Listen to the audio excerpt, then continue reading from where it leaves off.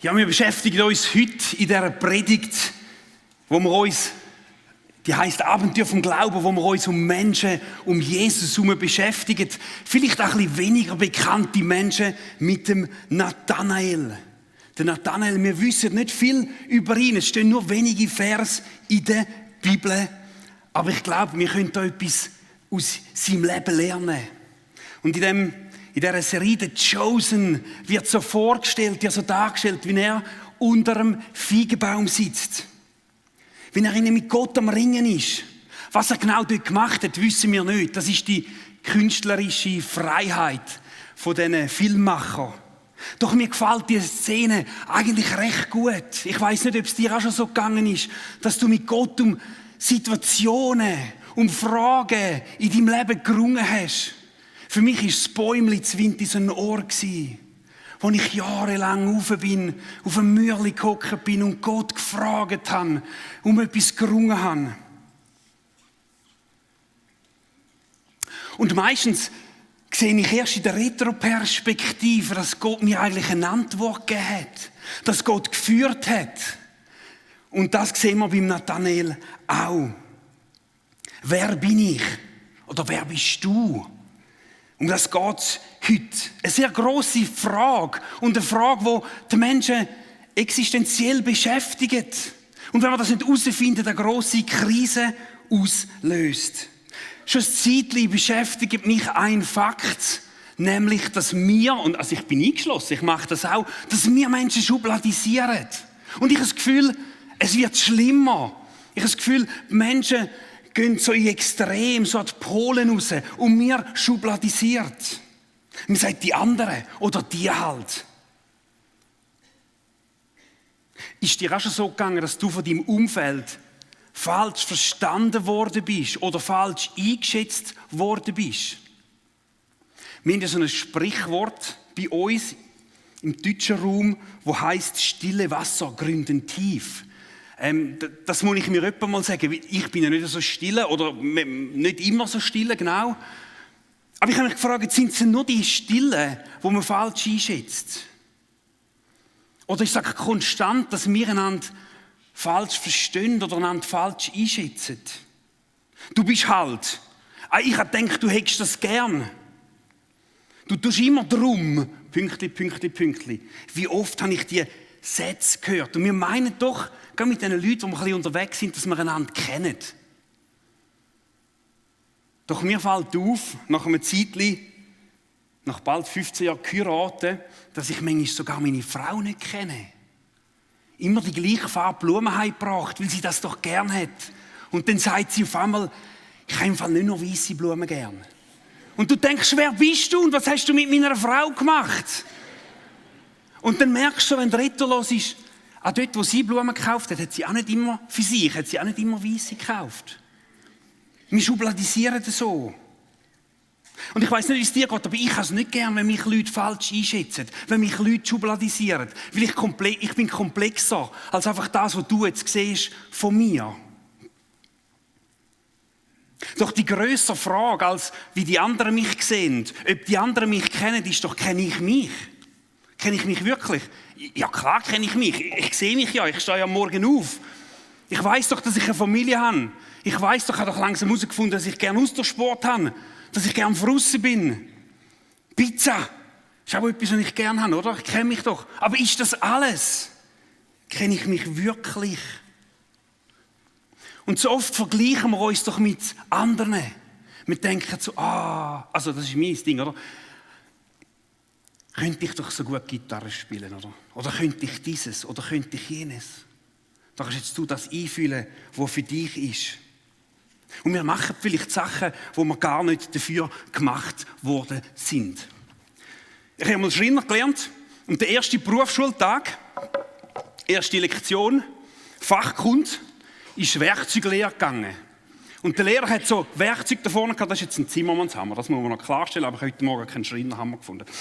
Hat er einen Hammer vorgenommen und hat uns vorgestellt, liebe Lehrling, das ist ein Hammer.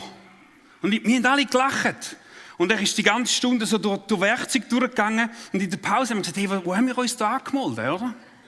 Zweite Lektion hat er gesagt, und jetzt ist wichtig, dass man den Hammer zum Hämmern braucht und den Akkuschrauber zum Schrauben. Und er hat uns so sauber Statistiken gebracht, es gibt die meisten Unfälle, wenn man die Werkzeuge nicht für das braucht, was gemacht sind. Und du denkst, ja komm! Aber es ist keine Woche gegangen, bin ich auf einer Leiter gestanden und ich hätte den Dübel in die Wand drücken und mit dem Akkuschrauber die Schrauben rein tun. Und du hast keinen Hammer dabei auf der Leiter, sondern nur den Akkuschrauber zwischen dabei. Und dann hast du den Dübel rein und was machst du dann? Sieht aus wie ein Hammer, oder? Und du schlägst den rein, du rutschst ab und hast die Knödel da. Das ist immer so lässig, oder? Da heilt es so gut. Hast die Knödel aufgeschürft und der Chef läuft dummerweise auch noch rein, oder? Und dann sagt er, weißt du, was so ein Akkuschrauber kostet? 2 Monatslöhne von dir, oder? Und dann zeigt er da, wie der da aussieht, genau. Und das ist doch ein gutes Beispiel für uns.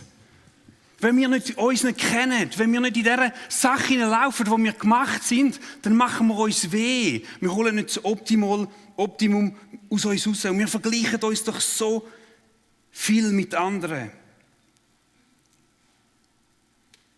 So viel sind im Alltag überfordert. Gestern haben wir den Leiterschaftstag gehabt und dann sagt mir vielen Leuten Grüezi, ja. Mir ist noch mal aufgefallen. Du sagst, hallo, wie geht's? Ja gut, aber weißt, es ist einfach viel. Oder ja, es läuft gerade viel. Oder ja, es ist einfach wahnsinnig viel. Ich weiss nicht, ob ihr das sagen müsst. Ich verwünsche mich selber. Wir sind so oft gestresst. Und ich habe mich gefragt, gerade gestern noch mal, hat das halt vielleicht damit zu tun, ob wir wissen, wer wir sind. Jetzt wollen wir aber noch mal zurück zum Nathanael kommen. Vielleicht hat das etwas mit dem Nathanael zu tun. Wir lesen nicht viel, aber wir lesen, dass er aus Kana gekommen ist, in Galiläa, also dem Ort, wo das erste Wunder an dem Hochzeit mit dem Weib passiert ist. Und an diesen Antworten, die er gibt, merken wir, dass er sich sehr gut in der Bibel auskennt hat. Also in der Tora, im Alten Testament.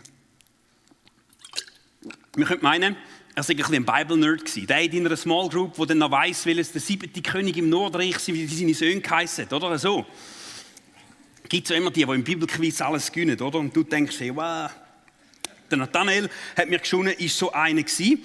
Und der Philippus, es scheint wie, dass die eine Beziehung hatten, dass die Freunde waren. Er kommt zu ihm und erzählt ihm, hey, ich habe den Messias getroffen.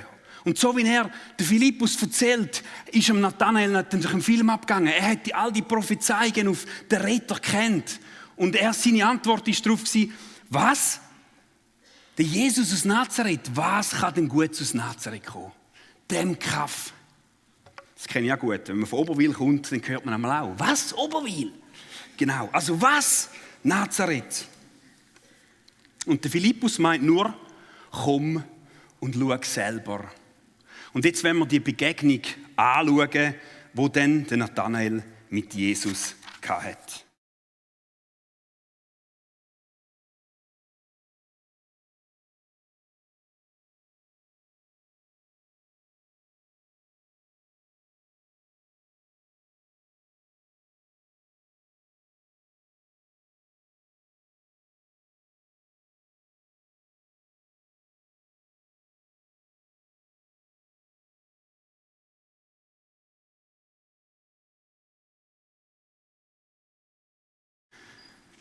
Wir lesen, wie es zu dieser Begegnung gekommen ist mit Jesus und was mich total begeistert, gerade an den Evangelien ist, dass wenn die Menschen ready sind und sie dem Jesus begegnet sind, sie total verändert worden sind. Sie sind gesund gemacht worden, sie haben eine Bestimmung bekommen. Und so auch beim Nathanael. Jesus spricht ihn an, wie er ihn wird kennen. Da kommt ein wahrer Israelit. Hier kommt ein wahrer Israelit, ein ganz und gar aufrichtiger Mensch. Es ist doch noch schön, wenn man geschmeichelt wird. Ich könnte jetzt da rein sagen und sagen, alles aufrichtige Menschen. Und dann würdet ihr vielleicht sagen, ja, was will er jetzt von uns, oder? Ich meine, wir wären schon schön gern geschmeichelt. Aber ich meine, weiss er, dass das überhaupt stimmt? Vielleicht hast du gerade dich aufgeregt am Parkdienst, wo der letzte Parkplatz noch einen anderen gegeben hat und du musst ihn weiter weg müssen parkieren, oder? Dann würde dir das vielleicht in den Sinn kommen und sagen, ja, vielleicht bin ich gar nicht so aufrichtig, oder? Also, so ein Kompliment hat nur etwas wert, wenn es wahr ist. Ich hoffe, es fühlt sich jetzt niemand angesprochen mit dem Parkieren, das darf mal passieren. Jesus geht noch weiter und er stellt ihn sogar am Jakob gegenüber, dem grossen, doch ein Vorbild. Aber der Name heisst Fersenhalter oder auch Hinterlistigen, oder? Er sagt, aber du bist ein Aufrichtiger, du sagst die Wahrheit. Nathanael hat das nicht gelangt. Und er fragt nach. Und dann kommt Jesus hin mit einem Geheimnis, wo wir eben leider ja nicht wissen, was dort gelaufen ist. Aber er sagt etwas, er sagt, ich habe dich unter einem Feigenbaum gesehen. Und das verändert beim Nathanael alles. In dem Moment erkennt er, dass Jesus der Messias ist. Dass Jesus der Retter ist. Er hätte sich vorher nicht vorstellen können. Er hat ja eine sarkastische Bemerkung gemacht. Nazareth, oder? Was kann da schon gut kommen? Und jetzt verändert sich bei ihm alles. Wieso? Weil er merkt, dass ihn Gott kennt. Und meine Frage an dich ist, weisst du, dass Gott dich kennt? Gott weiß, wer wir sind. Er weiß, wer wir wirklich sind. Er weiß, was uns im Kern ausmacht. Er weiß, wo wir Menschen unseren Wert finden können. Und er weiß sogar, wieso wir da sind. Auf dieser Erde. Kleiner Spoiler, da gehe ich nicht weiter drauf ein, aber das kommt nächsten Sonntag. Also es lohnt sich, zum da sein. Und darum glaube ich, ist es mit dem Jesus unterwegs sein, eben so ein Abenteuer. Darum haben wir die Serie so benannt. Weil er uns kennt. Weil in einer Begegnung mit ihm wir verändert werden. Niemand kennt etwas so gut wie der das Gerät erfunden hat. Und oftmals holen wir doch nicht das Beste aus unseren Geräten raus, weil wir die Bedienungsanleitung nicht durchgelesen haben oder eben, weil wir nie mit dem Erfinder geredet haben. Mir geht es so mit meiner Sportuhr. Oder? Smartwatch. Zeichnet alles auf, das ganze Training. Inklusive CO2-Gehalt im Blut und weiss der Gucker was. Und wenn ich ehrlich bin, habe ich einfach Freude an diesen 5 Knöpfen und an dem farbigen Bildschirm, oder? Also ganz einfach könnte ich auch wieder zu meiner Flickflack zurückgehen. Weil wenn ich dann wieder mal in ein Film schaue von einem krassen Sportler und sehe, wie der sein Training anpasst nach dieser Uhr, dann merke ich so ein bisschen, ich habe aber ein bisschen Geld verschwendet, oder?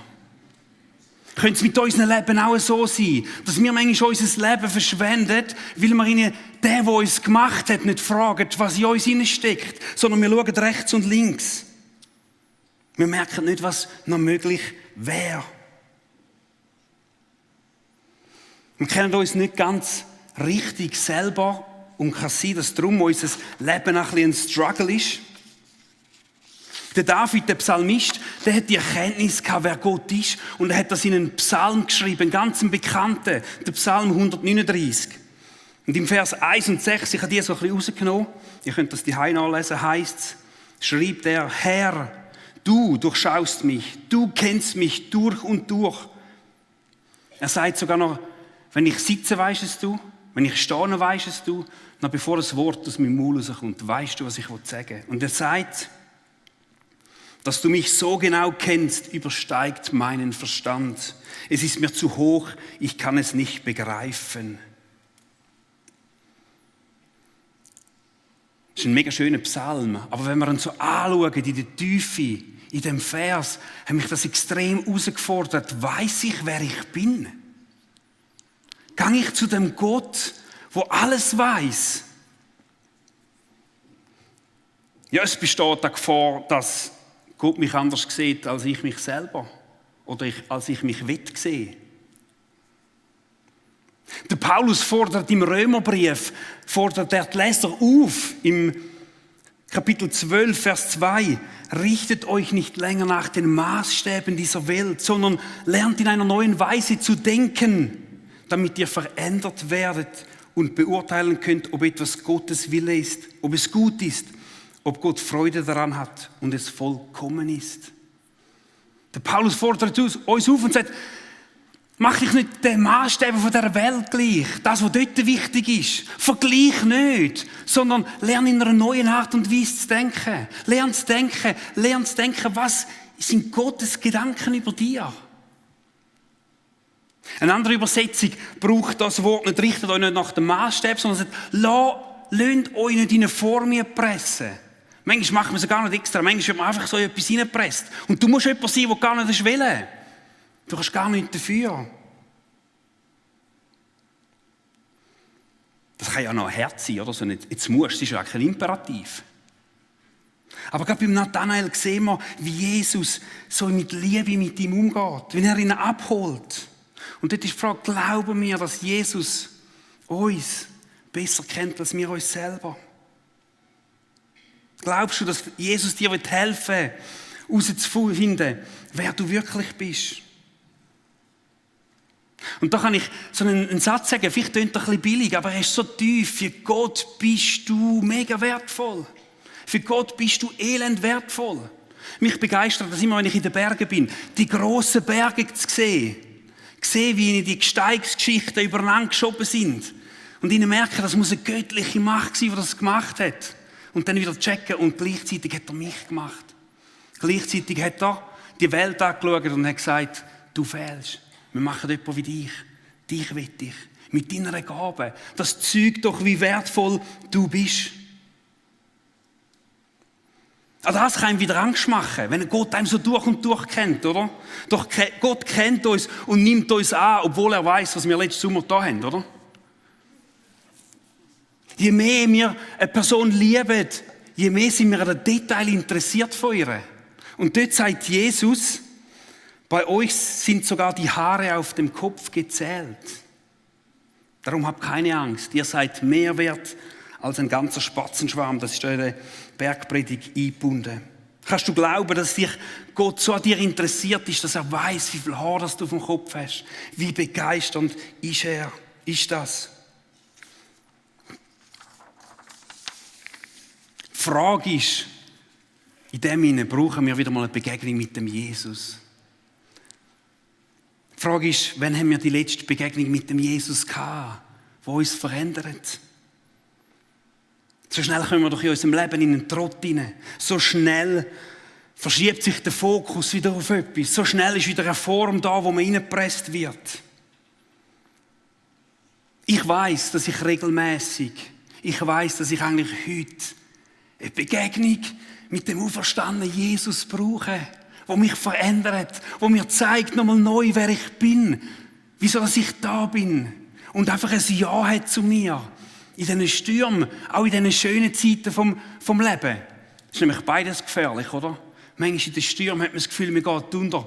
Und wenn man dann in einen Tag frei hat und auf der Ski steht, jetzt wie gerade letztens, hat man das Gefühl, die ganze Welt liegt einem zum Füßen und nichts ist unmöglich. Oder in beidem hinein brauchen wir eine Begegnung mit dem Jesus, der uns sagt, wer wir sind.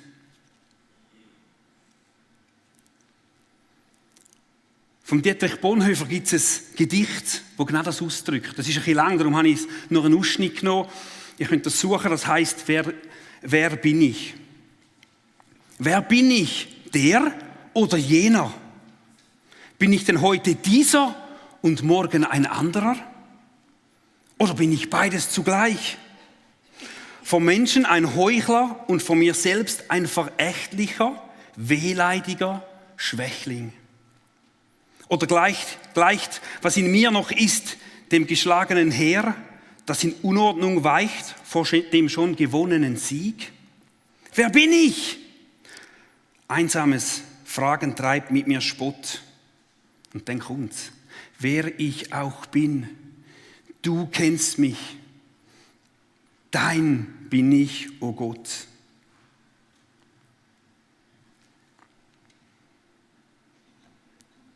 Vielleicht müssen wir uns eingestehen zuallererst, dass wir uns gar nicht so gut kennen, wie wir eigentlich das Gefühl haben.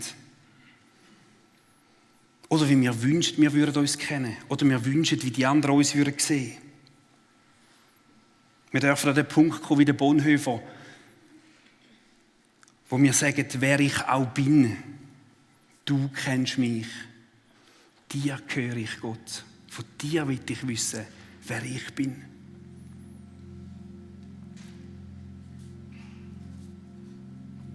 Mich hat das Jahresthema Abenteuer vom Glauben ein bisschen getriggert, muss ich ehrlich sagen. Ich habe es sehr blöd gefunden.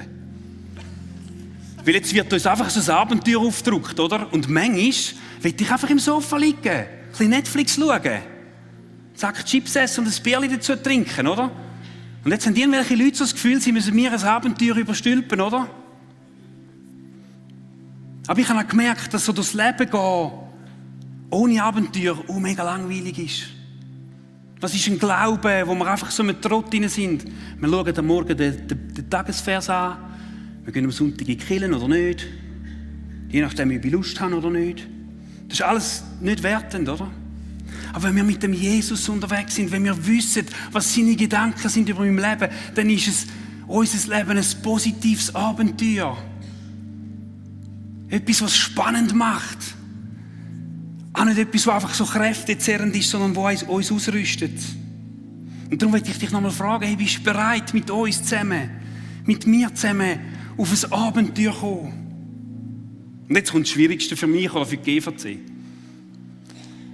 Wir können dir nämlich nicht sagen, wer du bist. Es wäre doch so einfach, wenn ich jetzt oben könnte sagen, da, du das, du das, du das. Wir können auch als GVC nicht sagen, sondern wer du bist, kann dir nur Gott sagen. Das Einzige, was wir können, ist ihnen probieren, einen Rahmen zu schaffen. Aber noch dann musst du wählen. Das entlastet uns aber auch. Und wir wollen euch einfach herausfordern, den Jesus zu suchen, in mein Gesicht jetzt zu schauen und zu sagen, ich brauche eine Begegnung mit dir. Um das Ringen. Ich finde es auch schön, wie der Nathanael darum gerungen hat am Anfang, oder? Wir leben in einer Instant-Gesellschaft, wo wir das Gefühl haben, es kommt alles auf Knopfdruck. Manchmal müssen wir mit Gott ringen, manchmal müssen wir eine Spannung aushalten. Das heisst aber nicht, dass er nicht uns sieht, dass er uns nicht kennt.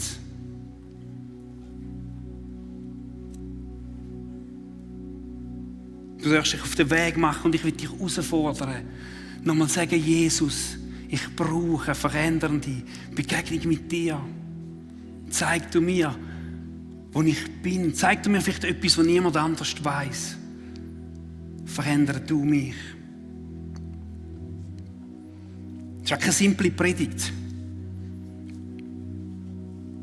Aber ich glaube, ich kann die Predigt nicht abschliessen, ohne einen kleinen Einschub zu machen. Das hat vielleicht mit meinem Job zu tun, mit meinem Hut, den ich auch anhabe. Mich begeistert nämlich der Philippus in dieser Geschichte. Weil der Philippus ist auch noch nicht lange mit Jesus unterwegs. Der ist ihm auch erst gerade begegnet. Und er kommt und er schwärmt von dem Jesus. Er schwärmt von dieser Begegnung, die er hatte mit dem Jesus. Und er schwärmt dem Nathanael. Und der Nathanael sagt so, boring. Kann ja jeder sagen. Und er geht Jesus nicht verteidigen. Er geht nicht sagen, hey, schau das und das und das. Er hat gewusst, dass der Nathanael die Schrift kennt und vielleicht sogar schleuer ist als er, ich weiß es nicht. Das Einzige, was er sagt, ist nämlich, komm und schau. Überzeug dich selber. Ihr wisst jetzt, was kommt, oder? Hey, wo hast du eine Begegnung mit dem Jesus gehabt und du behaltest es für dich? Wo hat der Jesus dein Leben auf den Kopf gestellt? Und eigentlich wäre es so einfach. Du musst nicht ein Apologetik-Seminar oder ein Studium machen. Du kannst deinen Leuten in deinem Umfeld einfach erzählen, was du erlebt hast. Und nachher kannst du sagen, wenn sie lachen, komm und schau. Hey, ich glaube, unsere grösste Stärke von der GVC sind unsere Gottesdienste zum Beispiel. Ist vielleicht ein bisschen simpel, vielleicht ist es komplexer. Aber wieso nicht einfach sagen, hey, nimmt es dich eigentlich Wunder, was ich am Sonntag immer mache? Nimmt es dich Wunder, wo ich am Freitagabend hingehe, wenn ich sage, ich gehe da mit der Frau von der GVC oder mit dem Mann oder was auch immer. Und sage, hey, komm und schau. Der Alpha-Kurs startet. Und das ist ja wohl das Paradebeispiel. Und es muss nochmal gesagt sein, du musst im Fall deinen Freund nicht anmelden für 10 Übungen. Du musst ihm sagen, du musst im Fall die 10 Übungen da stehen. Du kannst auch einfach sagen, hey, komm und schau die erste Arbeit. Hey, wir probieren es mega einfach zu machen mit unseren Gottesdiensten, die hoffentlich mega einladend sind. Wir erleben uns mega viel mit dem Alpha Life. Darum sind wir die ersten 3 Abende wieder im Kino. Du kannst sagen, hey, kommst ins Kino, geh einen Clip schauen und nachher darüber reden, was das mit uns zu tun hat. Komm und schau. Überleg dir, wer dich dem Jesus vorgestellt hat. Wo wirst du heute stehen, wenn niemand dir von dem Jesus erzählt hat? Es gehört zu dieser Jüngerschaft. Es gehört zu dem mit dem Jesus unterwegs sein. Zum in unserem Umfeld. Bei unseren Freunden, bei unseren Nachbarn. Dort, wo wir eine Beziehung haben. Sagen, komm und schau. Und vielleicht bist du heute da und sagst, oder bist im Podcast. Ich habe jemand den Link geschickt. Du bist im im Durchscrollen über unser Insta-Profil gestolpert und bist auf unserem Podcast gelandet und du sagst, ich kenne den Jesus gar nicht. Dann möchte auch ich dich einladen, den Jesus zu fragen, hey, kennst du mich? Dann kannst du ihm du sagen, Jesus, wenn es dich gibt, dann zeig du dich mir. Dann zeig du mir, dass du mich kennst. Du kannst es mit einem simplen Gebet machen. Wenn du mit jemandem schaust oder da hockst, du kannst an der rechts und links sagen, hey, bet mit mir. Und natürlich dürfen wir in unser Gebetsteam gehen. Ihr dürft auch mit allem anderen Anliegen gehen, weil manchmal brauchen wir Menschen, wie es der Peter so schön gesagt hat, manchmal können wir alleine nicht glauben, dann brauchen wir Gemeinschaft. Jemand anderes, der für uns glaubt, dürfen wir auch dort gehen. Und wenn du online bist, dann darfst du einen Text schreiben, das WhatsApp oder Streamer, alles was es gibt, auf 077 268 99 84 und jemand betet mit dir über den Text. Und jetzt ist es, Zeit, dass wir einfach vor uns in Jesus kommen, dass wir ihn zusammen anbeten, ihn suchen, vielleicht einfach zuhören von diesen Liedern, die das auch ausdrücken und sagen, Jesus, ich brauche eine Begegnung mit dir. Zeig du, wer ich bin.